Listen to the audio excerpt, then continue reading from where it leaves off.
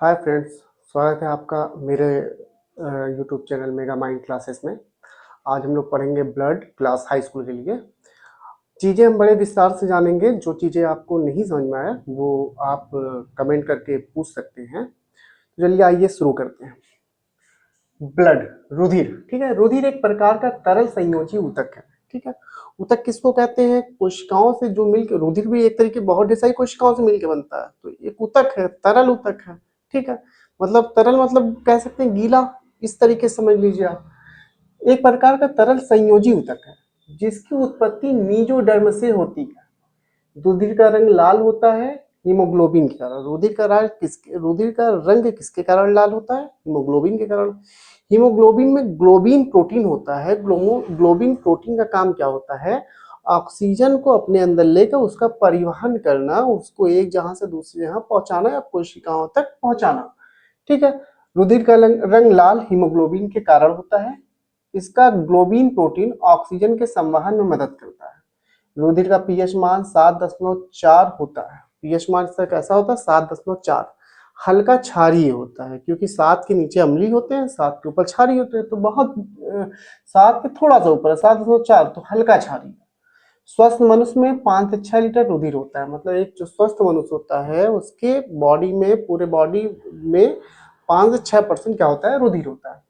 Plasma, अच्छा, रुधिर के पार्ट, रुधिर के अलग अलग पार्ट हैं, जैसे प्लाज्मा हो गया, उसके बाद लाल रुधिर कणिकाएं हो गई, सफेद रुधिर कणिकाएं हो गई, प्लेटलेट्स हो गया। तो ये अलग अलग पार्ट है। अलग अलग पार्ट के बारे में जानेंगे और इसकी विशेषताएं भी जानेंगे कि पहली बात तो हम चीजें पढ़ क्यों रहे हैं। ठीक है, हमको ये समझना पड़ेगा। ठीक है, खाली ऐसे रटने के लिए तो हम पढ़ नहीं रहे हैं, हमको नॉलेज हो ना, हम जान सकें उसके बारे में, इसलिए हम पढ़ रहे हैं।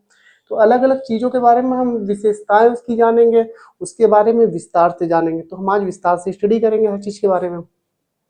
तो प्लाज्मा, यह हल्के पीले रंग का तरल पदार्थ है जिसमें 90% जल तथा 10% कार्बनिक व अकार्बनिक यौगिक घुले रहते हैं। कार्बनिक यौगिक मतलब ऐसे यौगिक जिसमें कार्बन हो उन्हें कार्बनिक यौगिक बोलते हैं, और ऐसे यौगिक जिसमें कार्बन ना हो उन्हें अकार्बनिक यौगिक बोलते हैं। केमिस्ट्री में ये पढ़े होंगे, नहीं तो हम पढ़ाएंगे आपको। ठीक है, यौगिक होते हैं। प्लाज्मा में बचे हुए पोषक पदार्थ ग्लूकोज, अमीनो अम्ल, वसा, रुधिर, प्रोटीन, हार्मोन, उत्सर्जी, एंजाइम, एंटीबॉडीज घुले रहते हैं। मतलब प्लाज्मा में बहुत सी चीजें होती है, जैसे आपका हो गया क्या, कार्बनिक अकार्बनिक यौगिक हो गए, पोषक पदार्थ हो गया, ग्लूकोज हो गया, ग्लूकोज जिसका यूज हम लोग की बॉडी एनर्जी के रूप में करती है, ग्लूकोज हो गया। अमीनो अम्ल, अमीनो अम्ल क्या है? प्रोटीन की सबसे स्मॉलेस्ट इकाई है जिससे अमीनो अम्ल बनता है, जिससे प्रोटीन बनता है। वसा हो गया, रुधिर प्रोटीन में बहुत ढेर सारे प्रोटीन हो गए, जिसमें प्रोथॉम्बिन हो गया, फाइब्रोनजन हो गया, हिपैरिन हो गया, अलग अलग टाइप का प्रोटीन है। हार्मोन्स अलग अलग टाइप के हो गए। उत्सर्जी पदार्थ जो खराब पदार्थ होते हैं वो भी प्लाज्मा में होते हैं। ग्लूकोज, वो एंटीबॉडीज हो गए जो बीमारियों से हमारे लड़ते हैं, ये सब चीजें होती हैं।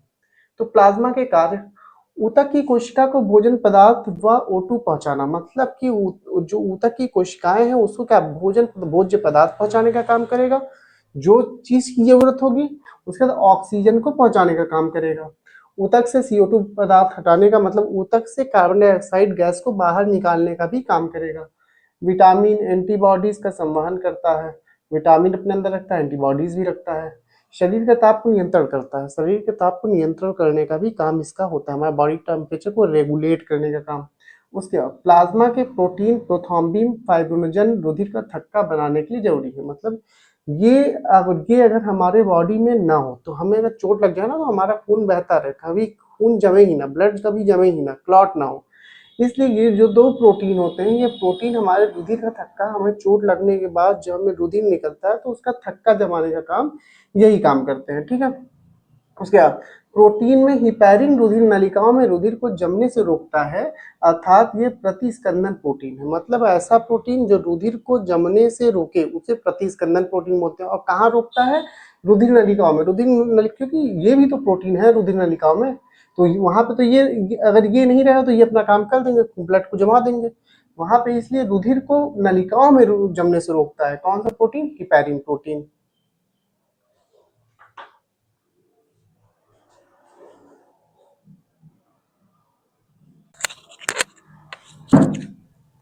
अब आते हैं हम लोग लाल रुधिर कणिका पे। आरबीसीएस लाल रुधिर कणिका, हीमोग्लोबिन के कारण रंग लाल होता है। अच्छा, रुधिर का रंग लाल क्यों होता है? हीमोग्लोबिन के कारण। इसके पहले बता दिए, ग्लोबिन प्रोटीन पाया जाता है, हीम पाया जाता है, ग्लोबिन प्रोटीन पाया जाता है।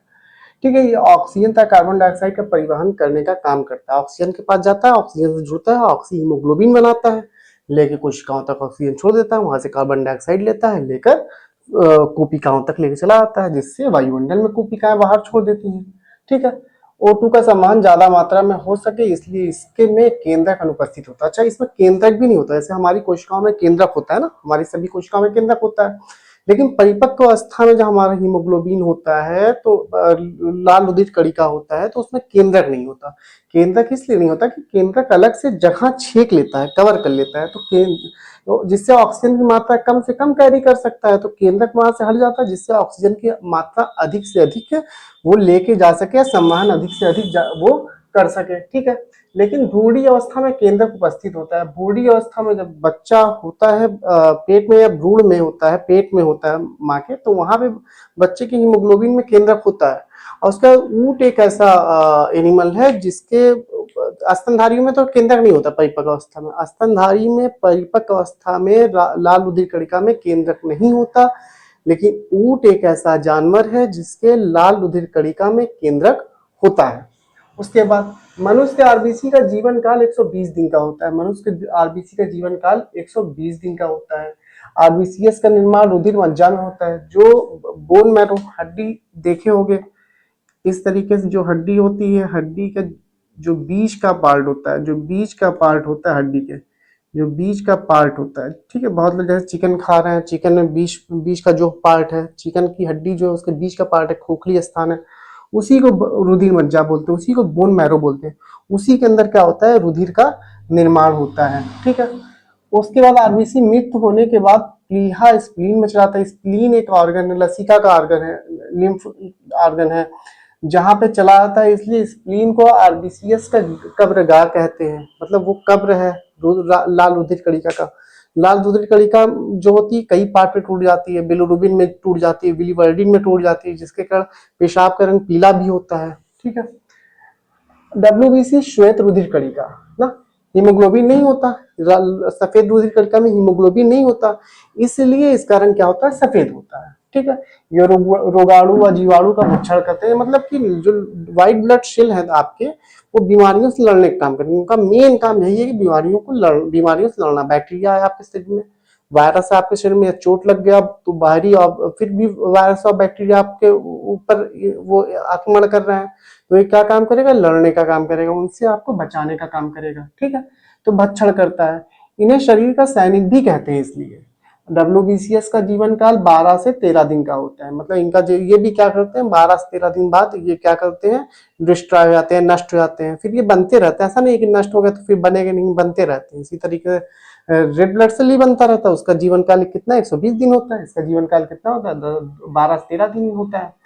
और सबकी पोजीशन बनने की, ज्यादातर सबकी पोजीशन वही है लाल रुधिर मज्जा में, रुधिर मज्जा में। ठीक है, सॉरी अस्थि मज्जा में। ठीक है, बनने की पोजीशन ज्यादातर सबकी इनकी यही है।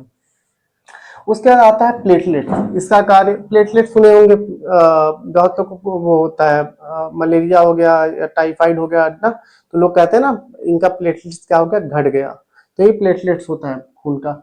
इसका कार्य रुधिर का थक्का बनाने का होता है। इसका मेन काम क्या होता है, रुधिर का थक्का बनाने का। ठीक है, इसका जीवन काल लगभग 1 सप्ताह का होता है। रुधिर में प्रति मिलीमीटर में इसकी संख्या 2 से 5 लाख होती है। ठीक, रुधिर का थक्का बनाने की अवधि 2 से 8 मिनट होती है। मतलब इनका मेन काम, प्लेटलेट्स का मेन काम यही है कि ये रुधिर का थक्का बनाने में यूज होगा। ठीक है, ऐसा नहीं है खाली प्लेटलेट्स रुधिर का थक्का बनाने में यूज होते हैं, उसके अलावा लाल रुधिर कणिकाओं में या प्लाज्मा के अंदर बहुत से हार्मोन्स, बहुत से प्रोटीन्स होते हैं, प्रोथ्राम्बिन है, ये सब बताए थे, वो भी रुधिर थक्का बनाने में इसका सहयोग करते हैं। तो ये बहुत कॉम्प्लेक्स प्रोसेस है रुधिर का थक्का बनाना। अगर आप पढ़ना चाहते हैं इसको अलग से, तो मैं इसको पढ़ा सकता हूँ, उसके लिए कमेंट में आप कहिए कि मैं पढ़ा दूंगा। ठीक है, अगर आपको हमारी वीडियो अच्छी लगी तो मेरा सपोर्ट करिएगा, और इस ऐसी अच्छी अच्छी टॉपिक मैं आपको पढ़ाता रहूंगा, और आपका सिलेबस पूरा मैं कवर करूंगा। धन्यवाद।